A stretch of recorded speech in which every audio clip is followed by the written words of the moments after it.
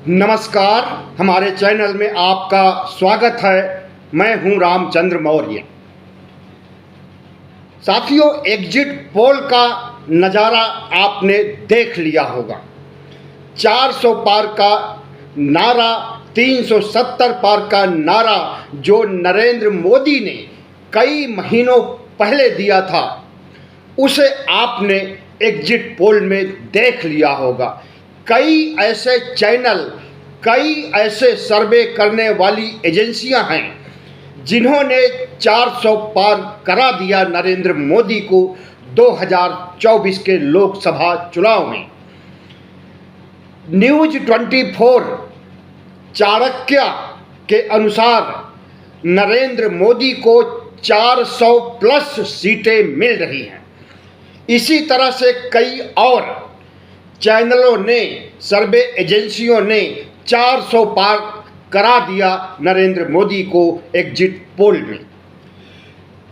कोई भी ऐसा सर्वे नहीं है जो 272 के आसपास भारतीय जनता पार्टी की सीटें दिखाया है। 300 पार से लेकर 400 पार तक भारतीय जनता पार्टी को जीतते हुए दिखाया गया है, लेकिन 272 से नीचे इंडिया गठबंधन को दिखाया गया है। किसी ने 75 और 80 दिखाया है, किसी ने 100 और 120 दिखाया है। ज़्यादा से ज़्यादा 150 सीटें दिया है एग्जिट पोल ने इंडिया गठबंधन को। लेकिन ये तो हुए सरकार के द्वारा प्रायोजित सर्वे एजेंसियों के आंकड़े। असल स्थिति क्या है, आज मैं उसे बताने जा रहा हूं आपको। जमीनी सच्चाई क्या है, मैं बताने जा रहा हूं आपको।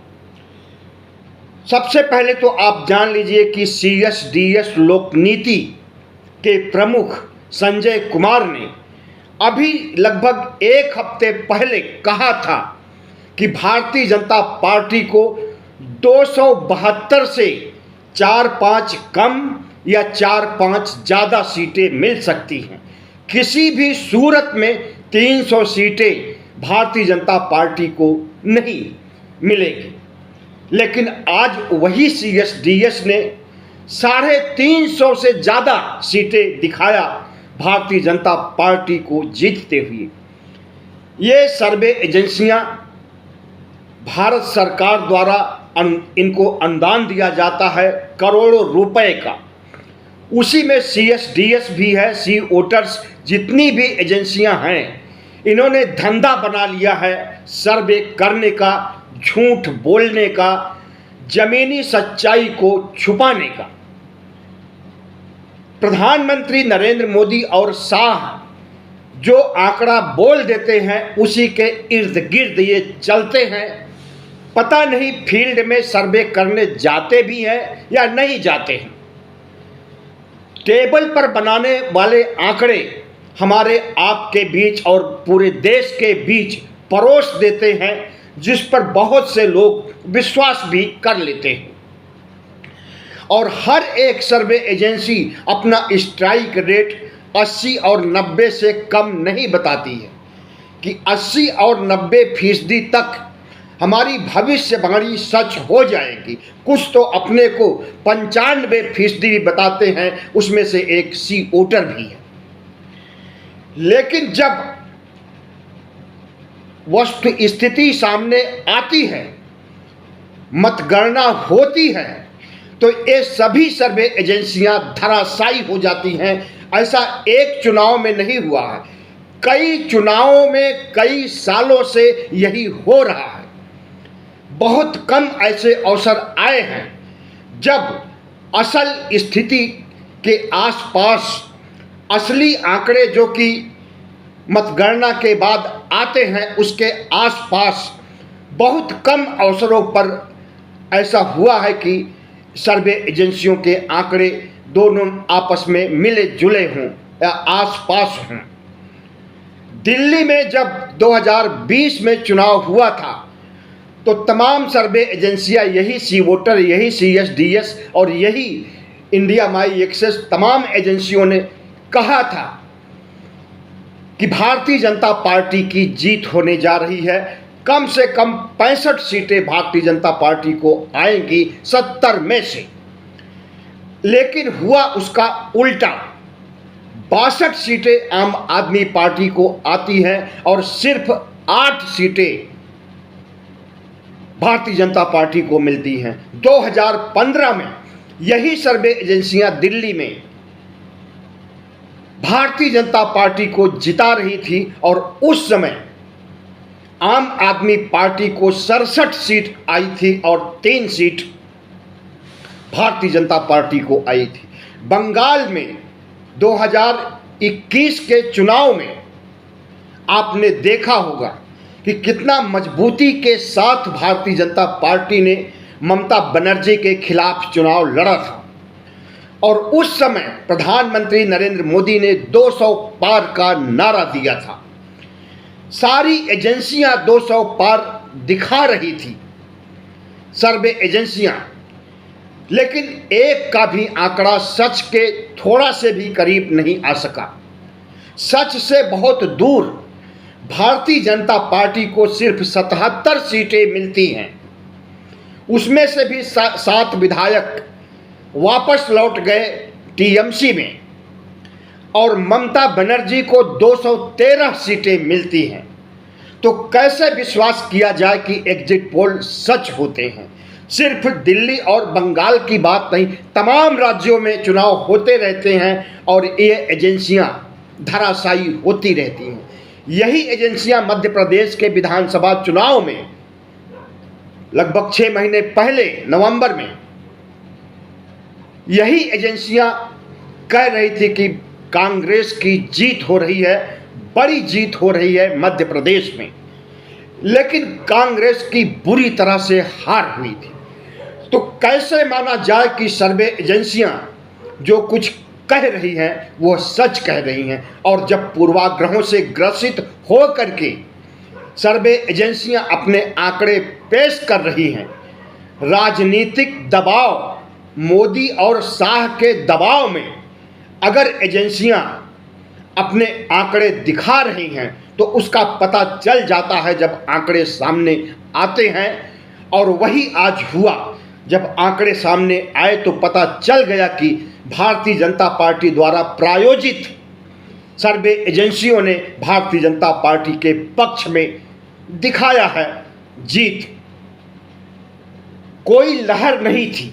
लहर जब होती, 2019 में जब लहर थी तो उस समय 303 सीट मिलती है भारतीय जनता पार्टी को, और इस 2024 के लोकसभा चुनाव में कोई लहर नहीं थी, लेकिन अंडर करंट जरूर था और वह अंडर करंट इंडिया गठबंधन के पक्ष में था जिसे कोई पहचान नहीं सका। लहर नहीं होने के बावजूद 2024 के वर्तमान लोकसभा चुनाव में 400 पार सीटें एजेंसियां अगर दिखा रही हैं तो इनकी सच्चाई को अच्छे से समझा जा सकता है। इनकी नीति, इनके चाल चरित्र और चेहरे को अच्छी तरह से समझा जा सकता है। मल्लिकार्जुन खड़गे ने आज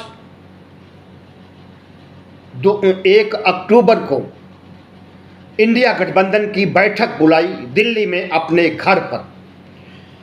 लगभग सभी घटक दल आए, ममता बनर्जी नहीं आ सकी थी और उन्होंने शायद किसी को भेजा भी नहीं, या भेजा या नहीं भेजा हमें नहीं पता है, लेकिन बाकी सभी घटक दल उपस्थित थे और सभी दलों ने अपने अपने राज्य की रिपोर्ट पेश की और उस रिपोर्ट के आधार पर आकलन करके मल्लिकार्जुन खड़गे ने प्रेस कॉन्फ्रेंस किया और कहा कि यह किसी एजेंसी के द्वारा प्रायोजित सर्वे नहीं है, यह जमीनी स्तर पर राज्यों के द्वारा जो चुनाव लड़ रही घटक दल हैं उनके द्वारा पेश किए गए जमीनी आंकड़े हैं। जनता के बोले हुए शब्द के आधार पर जनता के आंकड़े हैं।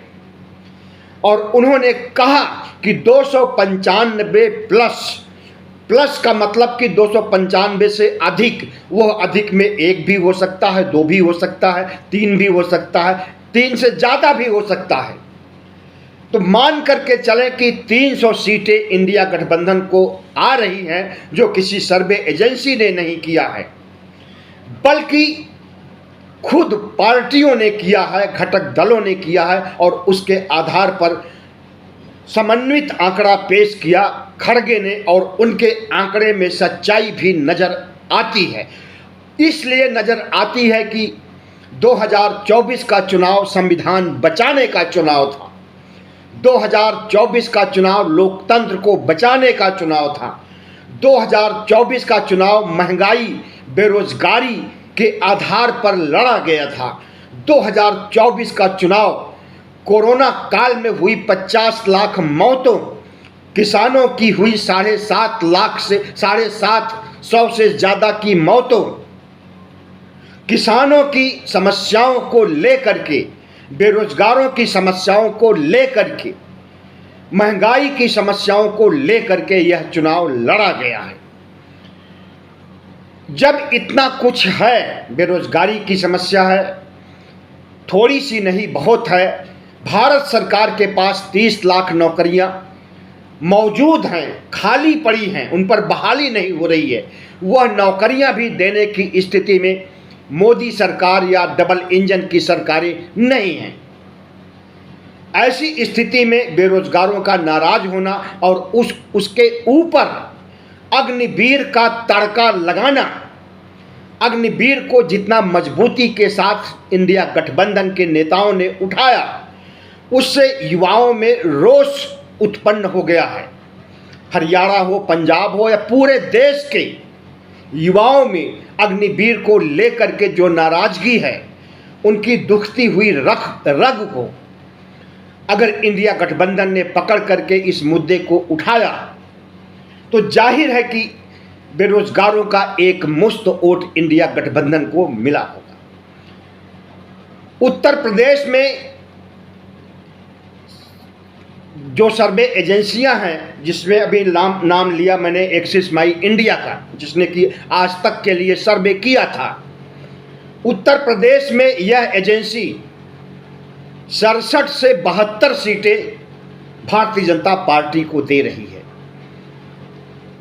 62 सीटें 2019 में मिली थी, जब मोदी के अनुकूल लहर चल रही थी, और जब लहर नहीं है, मत प्रतिशत भी कम हो गया है, थोड़ा से नहीं बहुत कम हो गया है, और बेरोजगारी की समस्या, महंगाई की समस्या, संविधान बचाने की समस्या, इन सबसे वोट घटेगा या बढ़ेगा। 62 को 72 दिखाया जा रहा है सर्वे एजेंसी द्वारा आज तक की। भारतीय जनता पार्टी ने जिस तरह से सर्वे एजेंसियों को खरीद लिया है और अपने अनुदान पर इन्हें पालती है, तो इन्हें भारतीय जनता पार्टी का समर्थन करना जरूरी है। नहीं करेंगे तो एजेंसी का अस्तित्व ही नहीं रह जाएगा। ऐसे में एजेंसियां यह भी नहीं सोचती हैं कि 2 दिन के बाद 4 जून को सच्चे आंकड़े आ जाएंगे, ईवीएम से मतों का जिन्न निकलेगा और चीख चीख करके इन सर्वे एजेंसियों के खिलाफ, इनकी क्रेडिबिलिटी पर सवाल उठाएगा। इन्हें 4 जून को जो होने वाला है, उससे कोई खौफ नहीं है, और अपनी इज्जत पर भी इन्हें बट्टा लगते हुए जब देखेंगे तो सिर झुका करके आंखें झुका लेंगे, और रेगिस्तान में आई आंधी तूफान की तरह टिटहरी अगर रेगिस्तान के रेत में सिर छिपा लेती है, तो उसी तरह से सिर छिपाने का काम ये एजेंसियां करेंगी 4 जून को।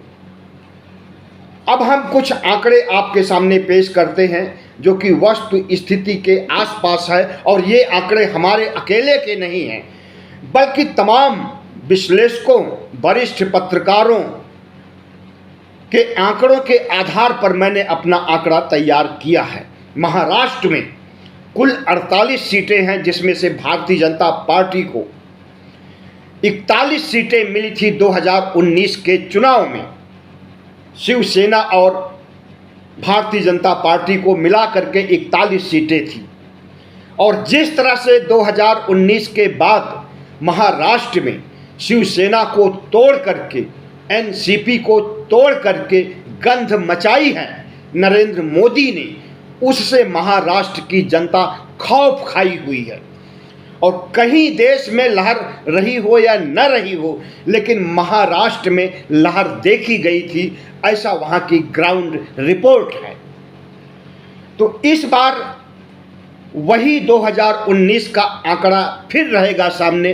अंतर केवल इतना रहेगा कि जो आंकड़े शिवसेना और भारतीय जनता पार्टी के बीच थे, वही असली शिवसेना, उद्धव की शिवसेना और कांग्रेस और एनसीपी में वही आंकड़े बट जाएंगे। 41 की 41 सीटों पर कांग्रेस, उद्धव शिवसेना और एनसीपी का कब्जा होगा।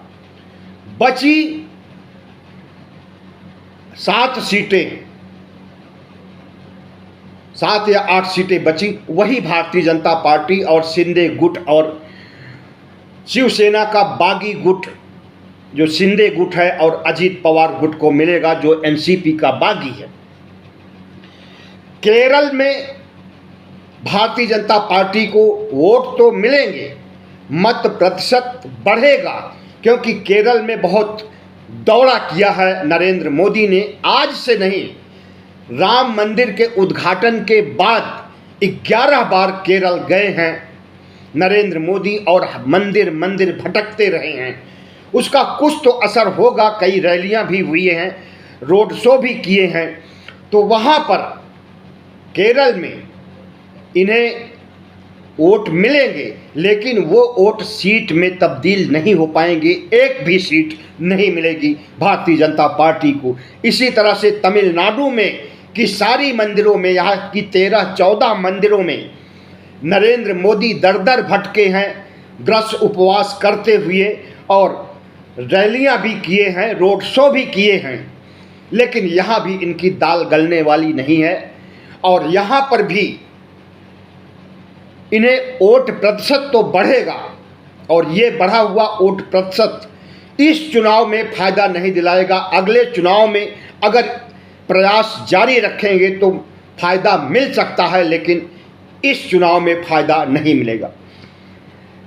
आंध्र प्रदेश में भारतीय जनता पार्टी ने गठबंधन कर लिया है चंद्रबाबू नायडू से। इसका फ़ायदा उसे मिलेगा। चंद्रबाबू नायडू को करीब 15 सीटें उनके हिस्से में आते हुए दिख रही हैं, और भारतीय जनता पार्टी को लगभग 3 सीटें मिल सकती हैं। तो 15 और 3 लगभग 18 सीटें आंध्र प्रदेश से मिल सकती हैं भारतीय जनता पार्टी को। और यही वह राज्य है जहां पर कि भारतीय जनता पार्टी फायदे में है। इसके बाद उड़ीसा एक ऐसा राज्य है जहां पर भारतीय जनता पार्टी खोएगी नहीं, बल्कि कुछ पाएगी। अभी भारतीय जनता पार्टी की 3 सीटें वहां पर हैं, और उम्मीद की जा रही है कि 6 या 7 सीटें वहां पर उसको हो जाएंगी, मिल जाएंगी, और पटनायक की हार हो सकती है। लेकिन एक पेच और फंसा हुआ है कि अभी हाल में भारतीय जनता पार्टी के प्रवक्ता और नेता संबित महापात्रा ने जिस तरह से पुरी के जगन्नाथ को नरेंद्र मोदी का भक्त बताया था, इससे उड़ीसा की जनता बुरी तरह से आक्रोशित हो गई है। और इस आक्रोश से भारतीय जनता पार्टी को कितना नुकसान हो सकता है, कोई अनुमान नहीं है। लेकिन ग्राउंड रिपोर्ट यह है कि आस्था के मामले में आस्था का खिलवाड़ करने का दुष्परिणाम भारतीय जनता पार्टी को मिल सकता है। अब आते हैं हम तेलंगाना में। तेलंगाना एक ऐसा राज्य है जहां पर बीआरएस का कब्जा था, लेकिन 3-4 महीने पहले यहाँ पर बीआरएस की बुरी तरह से हार हुई और केसीआर की लगता है कि राजनीति ही खत्म हो गई। बैकफुट पर आ गए हैं केसीआर और उनकी बेटी कविता को जब से ईडी ने गिरफ्तार किया है तब से कोमा में चले गए हैं केसीआर। 2024 का चुनाव मजबूती से नहीं लड़ पा रहे हैं केसीआर। वहां पर सिर्फ कांग्रेस है और भारतीय जनता पार्टी है, लेकिन इतना निश्चित है कि तेलंगाना में भारतीय जनता पार्टी को कांग्रेस से ज़्यादा सीटें नहीं मिल रही। 12 से 13 सीटें अनुमान है कि कांग्रेस को मिलेंगी, बाकी सीटें हो सकता है कि उस पर भारतीय जनता पार्टी का कब्जा हो जाए। इसी तरह से लद्दाख में एक सीट है जो भारतीय जनता पार्टी की थी, वह सीट उसके हाथ से जा रही है क्योंकि लद्दाख में अभी जो आंदोलन हुआ था वहाँ की लोकल समस्याओं को लेकर सोनम वांगचुक ने जिस तरह से व्रत उपवास किया और एक तरह से आंदोलन किया था, उसका फायदा इंडिया गठबंधन को मिल सकता है। जम्मू कश्मीर में 370 हटाने के बाद बम्पर वोटिंग हुई है। इतनी वोटिंग कभी नहीं हुई है जितना, लगभग 52% वोटिंग हुई है जम्मू कश्मीर में। इतनी वोटिंग वहाँ कभी नहीं होती थी। अब ये जो जम्मू कश्मीर की लहर है वह 370 के खिलाफ लोगों ने वोट दिया है या 370 के पक्ष में दिया है, कुछ नहीं कहा जा सकता है। अगर 370 के पक्ष में दिया है, 370 को हटाने के वजह से इतनी वोट बढ़े हैं, वोटों का मत प्रतिशत बढ़ा है, तब जरूर भारतीय जनता पार्टी को फायदा होगा। अगर 370 के विरोध में है तो भारतीय जनता पार्टी की बुरी तरह से हार होगी। दिल्ली पर आते हैं। दिल्ली में 7 सीटें हैं और दिल्ली के मुख्यमंत्री को जेल में ठूंस दिया था ईडी ने। बड़ी मुश्किल से सुप्रीम कोर्ट ने उन्हें 20-22 दिन की राहत दी चुनाव प्रचार करने के लिए और आज 2 जून को उन्हें फिर से तिहाड़ जाना है अरविंद केजरीवाल को। माना जा रहा है कि अगर केजरीवाल को चुनाव प्रचार के लिए रिहा नहीं किया गया होता तो शायद ज़्यादा सीटें मिलती दिल्ली में आम आदमी पार्टी और कांग्रेस गठबंधन को। लेकिन फिर भी जो सीटें मिल रही हैं, जो ज़मीन पर दिख रहा है, उसमें से 4 सीटें आम आदमी पार्टी और कांग्रेस को मिल रही है और 3 सीट भारतीय जनता पार्टी को मिलते हुए दिख रही है। हरियाणा में 10 सीटें हैं, 10 में से 5 सीटों पर कांग्रेस का कब्जा होने वाला है और 5 पर भारतीय जनता का। वैसे वहाँ की हरियाणा की लगभग 8 सीटें फंसी हुई हैं, जिसमें फंसी हुई सीटों पर कांग्रेस का पलड़ा भारी दिख रहा है। तो उम्मीद यही है कि 5 या 6 सीटें मिलेंगी। इसी तरह से झारखंड में 14 सीटें हैं जिसमें भारतीय जनता पार्टी को 11 सीटें मिली हुई थी। लेकिन जब से हेमंत सोरेन को जेल में ठूंसा गया है उसके बाद स्थिति बदल गई है और अनुमान लगाया जा रहा है ग्राउंड रिपोर्ट पर कि 8 सीटों पर जेएमएम का कब्जा होगा, इंडिया का कब्जा होगा। बिहार में जो स्थिति है, तेजस्वी यादव जिस बहादुरी के साथ चुनाव प्रचार किए हैं, कमर में दर्द, घुटनों में दर्द होने के बावजूद कुर्सी पर बैठ करके जिस तरह से उन्होंने रैलियों को संबोधित किया है, नरेंद्र मोदी के खिलाफ जनता को सच्चाई पर लाया है, युवाओं को 1 करोड़ रोजगार देने की बात कही है, 5 लाख रोजगार दे चुके हैं बिहार के स्तर पर। तो उनकी बातों पर युवाओं और गरीबों, मजदूरों, महिलाओं ने विश्वास किया है और वहां पर खेला होने जा रहा है। 25 सीटों तक वहां पर इंडिया गठबंधन को मिल सकता है। 2019 के चुनाव में 39 सीटों पर भारतीय जनता पार्टी और जनता दल यू का कब्जा था और आज ऐसी स्थिति हो गई है कि 25 सीटों पर इंडिया गठबंधन और 15 पर भारतीय जनता पार्टी, जदयू और पासवान की पार्टी को सीटें मिल सकती हैं। इस तरह से अगर देखा जाए तो भारतीय जनता पार्टी 272 के आंकड़े तक नहीं पहुंच रही है। भारतीय जनता पार्टी 250 के आसपास सिमट रही है और विश्लेषक योगेंद्र यादव, जो कि 1977 से चुनाव का विश्लेषण करते आए हैं, उनका कहना है कि भारतीय जनता पार्टी को लोकसभा चुनाव में 250 से कम सीटें मिल रही हैं। 272 तक पहुंचने का तो कोई अनुमान नहीं है। और जिस तरह से इंडिया गठबंधन ने भारतीय संविधान को बचाने के लिए ओबीसी, एससी, एसटी को अपने दायरे में लिया है, दलितों को, पिछड़ों को अपने दायरे में लिया है, इससे मायावती का वोट बैंक खिसक गया है और उन्हें एक भी सीट मिलते हुए नहीं दिख रही है। उनका सारा का सारा वोट इंडिया गठबंधन की ओर ट्रांसफर हो गया है और उम्मीद यही है कि उत्तर प्रदेश में 50 और 30 का खेला होगा। 30 सीटें इंडिया गठबंधन को मिल रही हैं और लगभग 50 सीटें भारतीय जनता पार्टी को।